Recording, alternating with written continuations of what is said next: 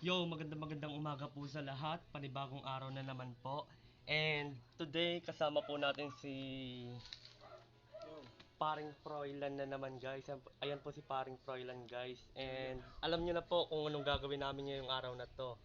At hindi na po namin kailangan sabihin pa, pero sasabihin ko pa rin po kung ano, magpapagupit po ulit sa akin si Paring Froilan guys. Paring Froilan and be in this kind of shit again, you know what I'm saying? Okay, start na po natin. Let's start. Yan. Siset na po natin yung video guys para sa ano na to, sa vlog na to. Guys, si Paring Froilan guys, talagang bagong gising po, fresh na fresh. Fresh from the wake up. At sisimulan po namin guys sa